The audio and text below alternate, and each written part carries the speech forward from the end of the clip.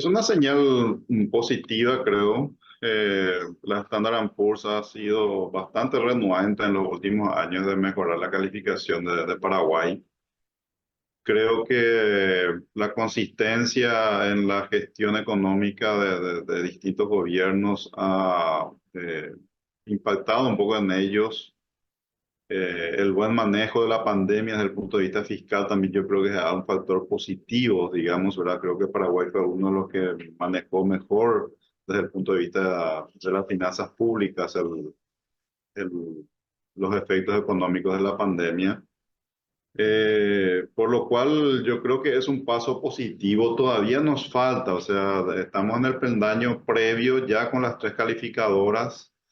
La Moody's es la que mantiene una tendencia positiva, que es la que eventualmente podría mejorar la calificación más rápidamente que las otras dos, porque tanto Standard Poor's como Fitch lo tienen en el peldaño que le llaman estable, es como que no está en revisión, digamos, lo ponen en una situación de estable a la calificación, significa que esperan un cierto tiempo hasta para que hagan una revisión, digamos, de esa calificación, pero Moody's sí está muy cerca.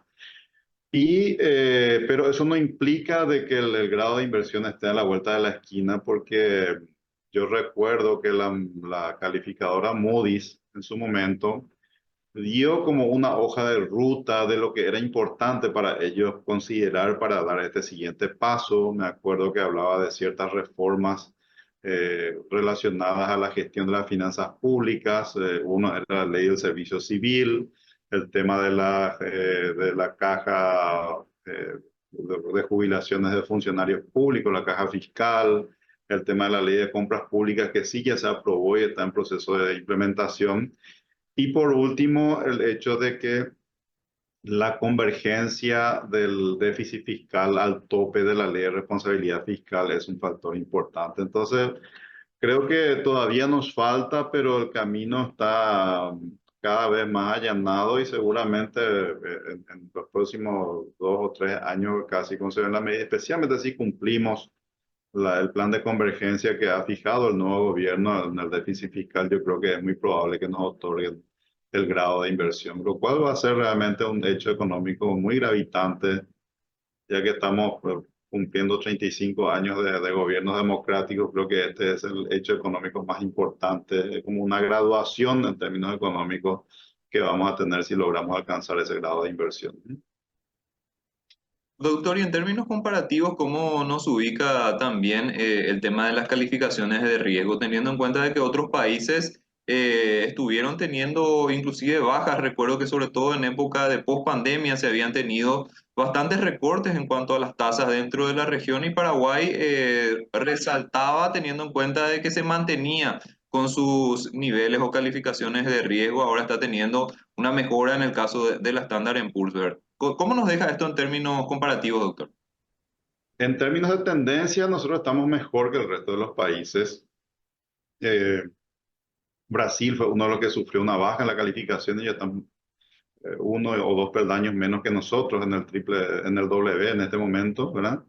Lo que pasa es que la pandemia implicó, fue un choque a las finanzas públicas muy fuerte en todos los países y algunos países no, que venían muy bien perfilados en el manejo económico, como Chile, por ejemplo, no manejó correctamente la pandemia, tuvo un costo muy alto para ellos.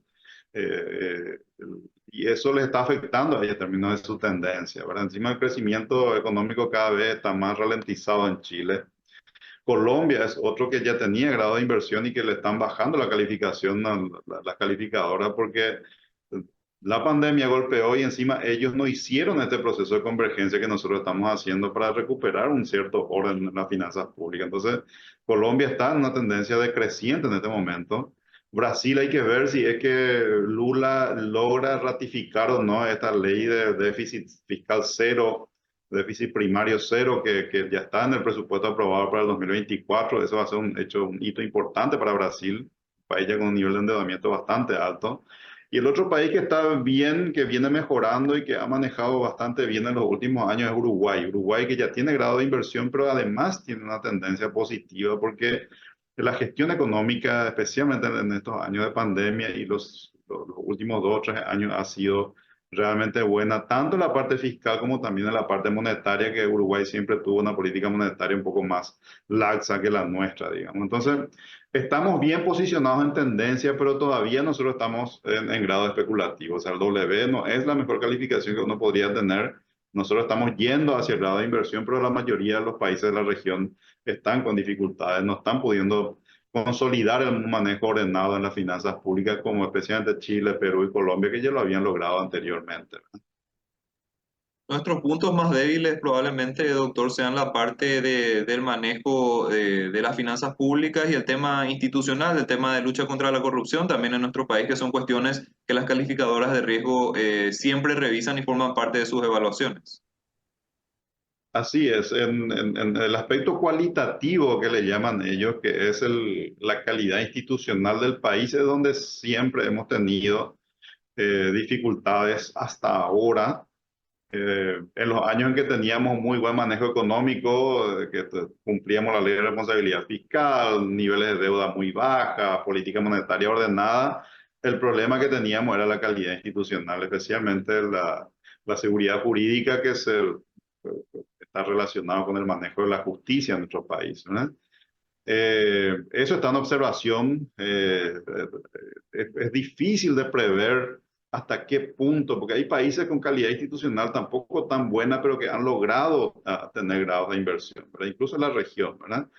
Pero en nuestro caso ha sido un peso hacia abajo permanentemente o consistentemente, es lo que nos han dicho las calificadoras, ¿verdad?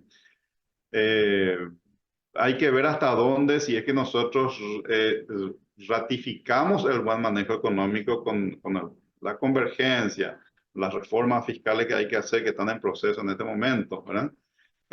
Si es que ratificamos esto, hasta dónde es posible que logremos el grado de inversión incluso con una calidad institucional aún baja, porque la calidad institucional lleva mucho tiempo poder mejorarlo. Nosotros tenemos ciertas esperanzas con los últimos cambios que ha habido en la justicia. Hay cierta confianza que por ahí se podría mejorar, pero son cosas que llevan mucho tiempo. O sea, no es que porque vos le nombraste a un ministro o a un fiscal o ya o cámbiala. No, hay que ver cómo actúan nuestras nuevas autoridades en un periodo de 5 o 10 años y efectivamente institucionalmente cambió la Corte Suprema, institucionalmente cambió la Fiscalía, el Ministerio Público, institucionalmente cambió todo el sistema de justicia en el país. O sea, no, es una cosa que pueda variar de aquí al 2025 o 2026, ¿verdad? No, va a estar en observación, pueden haber señales positivas que ellos puedan percibir y hay que ver si eso sigue pesando de la misma forma. Y repito esto, hay países con calidad institucional similares a la nuestra, o incluso peores que la nuestra, que han logrado acceder a grado de inversión por una consistencia de manejo económico. Yo apunto a eso. Si nosotros hacemos estas reformas que, no son, que están en la agenda y yo creo que es posible que lo hagamos, y cumplimos el plan de convergencia del déficit fiscal al tope de la ley de responsabilidad fiscal, es muy probable que nos den el grado de inversión igual en 2 o 3 años más. ¿Sí?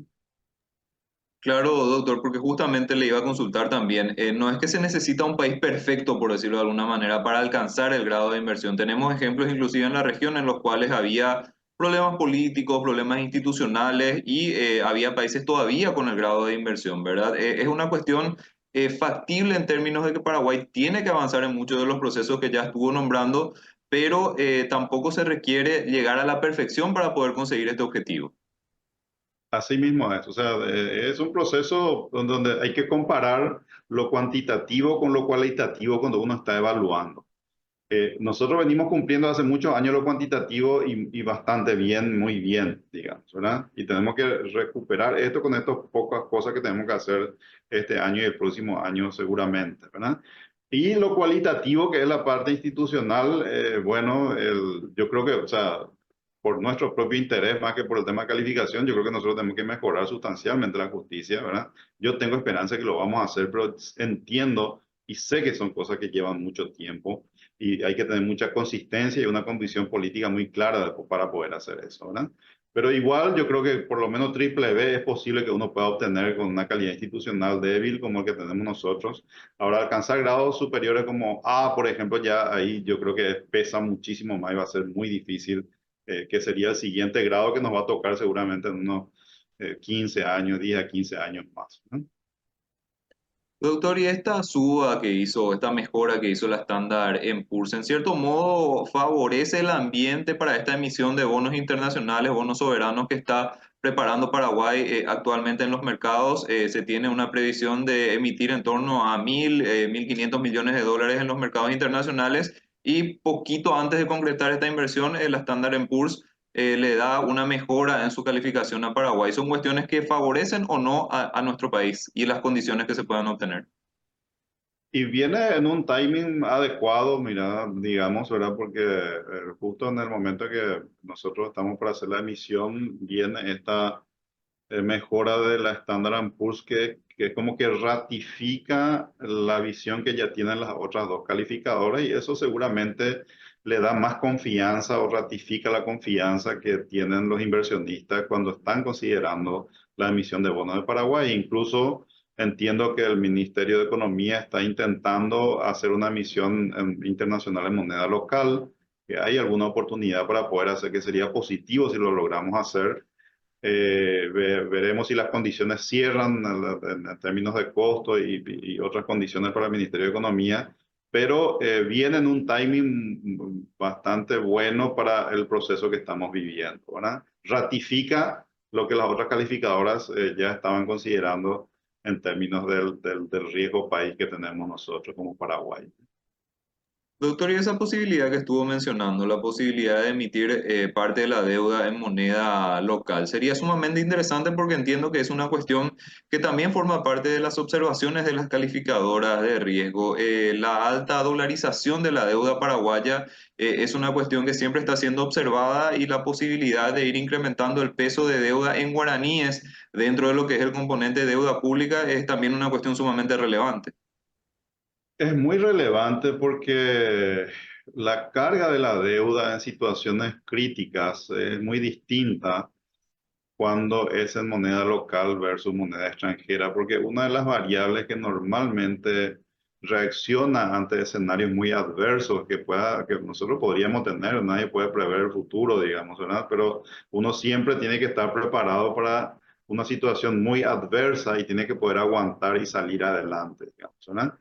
Cuando una debilidad que tenemos nosotros hasta hoy, que de hecho lo expresan las calificadoras en todas sus calificaciones, es que el hecho de que la deuda esté muy dolarizada es un punto negativo que tiene el país, porque en una situación muy adversa, la carga de esa deuda se hace más pesada cuando vos necesitas que sea más liviana, ¿verdad? Y te potencia más una crisis, una eventual crisis en una situación muy adversa, ¿verdad? Nosotros tenemos que modificar esto. Lo que pasa es que nuestro mercado local es muy pequeño, el nivel de ahorro interno es muy pequeño, los bonos del Tesoro paraguayo todavía no tienen una aceptación pública masiva en términos de los inversionistas locales. Todavía hay una cierta reticencia aquí, ¿verdad? Entonces, yo creo que es importante que podamos empezar a generar confianza en términos internacionales. Y los inversionistas internacionales eso ya es no es solamente apostar al buen manejo fiscal del país, ya es apostar también a que el manejo monetario va a seguir siendo responsable, además de la parte fiscal, que básicamente es la combinación de estas dos cosas es la que hace que el tipo de cambio o una moneda tenga cierta estabilidad previsible en el mediano y largo plazo. Ahora, si esa apuesta logramos tener nosotros de parte de inversionistas extranjeros, va a ser muy positivo en el corto plazo y además nos va a ayudar a ir equilibrando más, por lo menos a alcanzar un 50-50 en la composición de deuda en términos de moneda. Sería realmente un paso muy positivo, pero estas cosas no se logran a corto plazo. Uno empieza y seguramente si logramos convencer a los inversionistas, esto nos va a llevar seguramente unos 5 a 10 años poder ir mejorando ese perfil de la deuda en términos de su distribución en monedas, ¿no?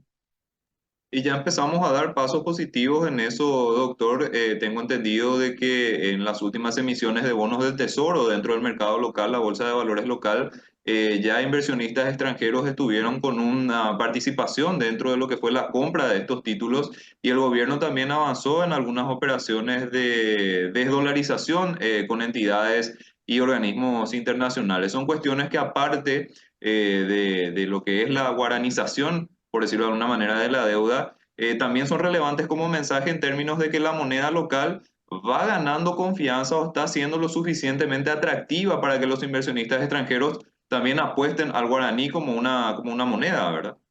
Positivo, sí, entiendo que alrededor del 20% de la última colocación se hizo, ya fue adquirida por inversionistas internacionales en moneda local, lo cual ya es un paso positivo. Normalmente en estos hay algunos que obviamente entran primero y en la medida que va teniendo experiencias positivas, obviamente vamos ganando confianza a través del tiempo, ¿verdad? No creo yo que esto pueda cambiar de un día para otro así como como por arte de magia, ¿no? Lo que tenemos que hacer es seguir siendo ordenados, seguir siendo disciplinados, que la gente que invierte en estos instrumentos paraguayos de moneda local tengan experiencias positivas en la medida en que se va cumpliendo con los compromisos en tiempo y en forma, y eso va llevando de a poco. Y obviamente, si tuviéramos el grado de inversión a corto plazo, ese grado de inversión de por sí va a mejorar sustancialmente la posibilidad de poder colocar también bonos en moneda local a inversionistas internacionales. O sea, estamos en el camino correcto. Nos falta poco, hay que seguir persistiendo en lo que hace falta para poder lograr ese peldaño que estamos necesitando para eh, pasar al grado de inversión en nuestro país. ¿No?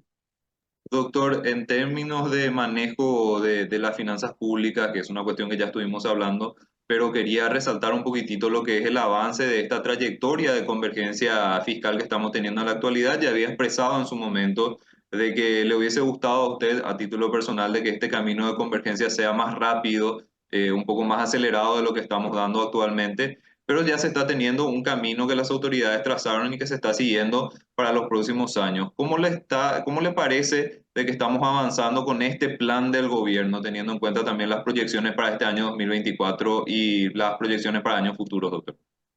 Mira, el presupuesto para el 2024 que fue aprobado es consistente con lograr la meta que fijó el nuevo gobierno, digamos, creo que es un déficit del 2,6% para este 2024.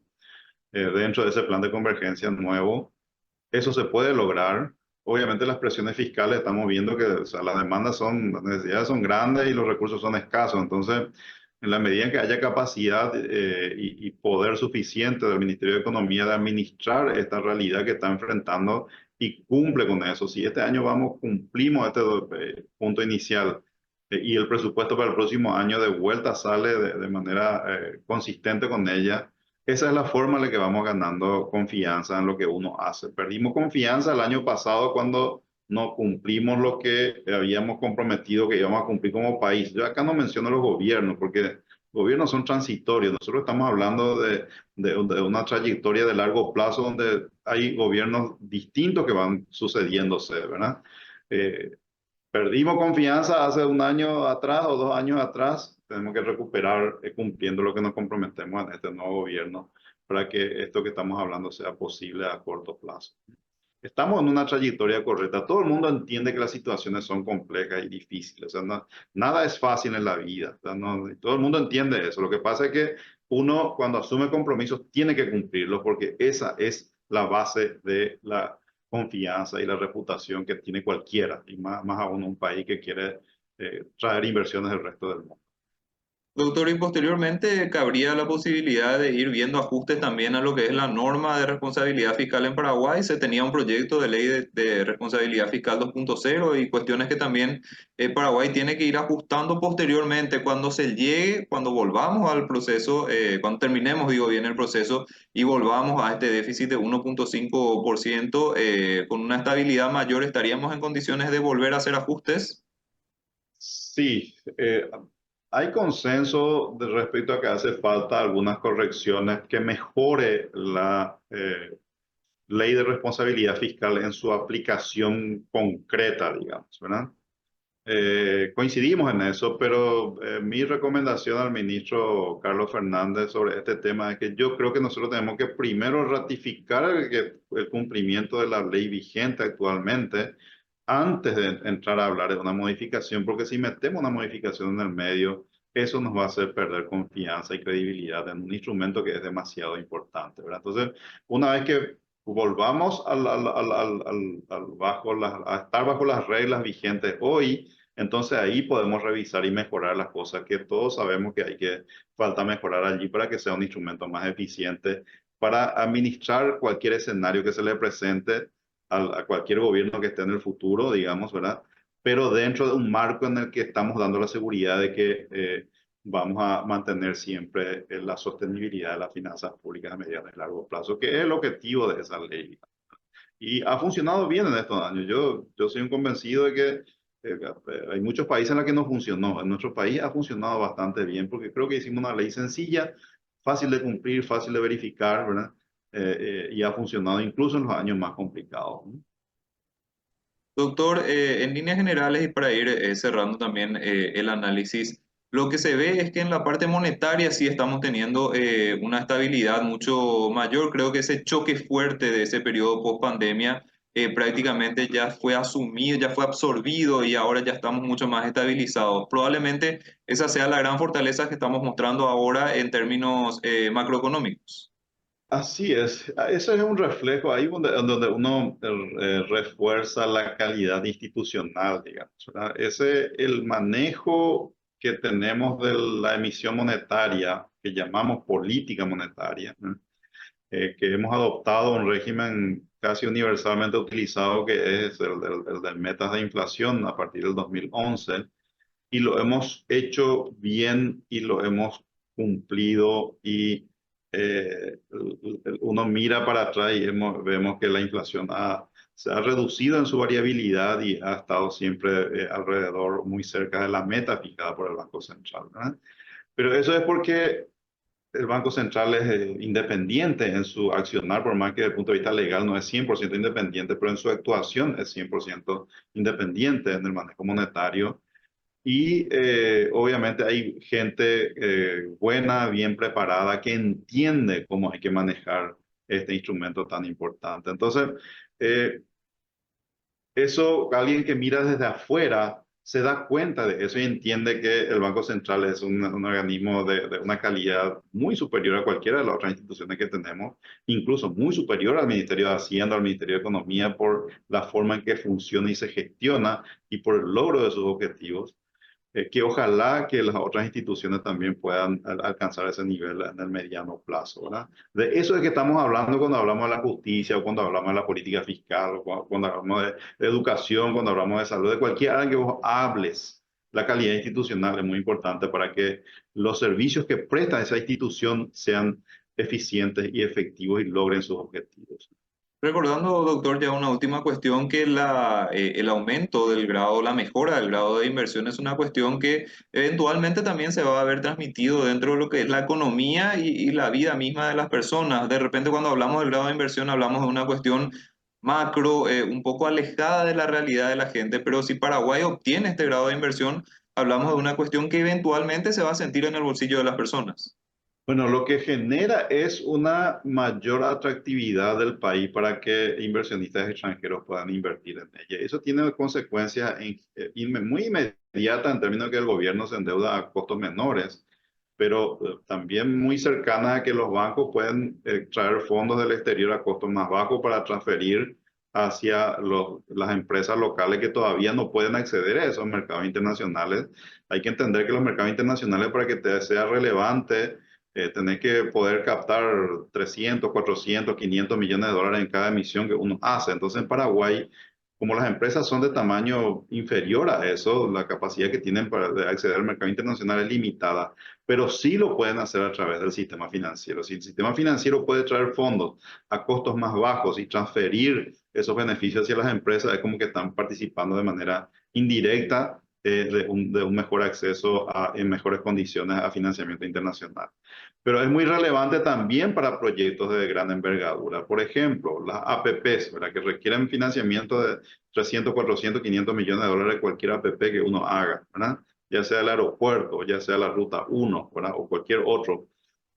O los proyectos estos también de gran envergadura que están empezando a surgir en Paraguay, que son los proyectos forestales y de celulosa, que son fondos de montos muy grandes, que no importa si es una empresa multinacional la que la hace, el hecho de que para él, una empresa multinacional pueda invertir en Paraguay con costos de su deuda de riesgo país que sean más bajos, es una diferencia sustancial. Es como que si podemos hacer hoy un proyecto y vamos a poder hacer 2 o 3 proyectos en los próximos años si accedemos a grado de inversión, porque los costos de financiamiento de invertir en Paraguay van a ser más bajos, ¿no?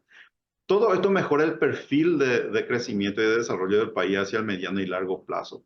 Yo insisto mucho en esto, porque si el país crece 4 o 5%, eso es lo que genera oportunidades para la gente de tener empleos, de mejores empleos y mejores ingresos en la medida en que se capaciten para poder aprovechar estas oportunidades, ¿verdad? Pero un país que se estanca, que no crece, no hay oportunidades. ¿Qué es lo que vas a hacer en un país donde no se generan empleos? Tienes que rebuscarte por cualquier lado, como ha sido nuestra historia normalmente. Esto es algo distinto. Surgen las oportunidades y hay que prepararse para poder aprovecharlas lo mejor posible. Doctor, le agradecemos muchísimo el tiempo, el contacto y esperamos contar con su participación nuevamente en este espacio. No, con mucho gusto. Muchas gracias a ustedes.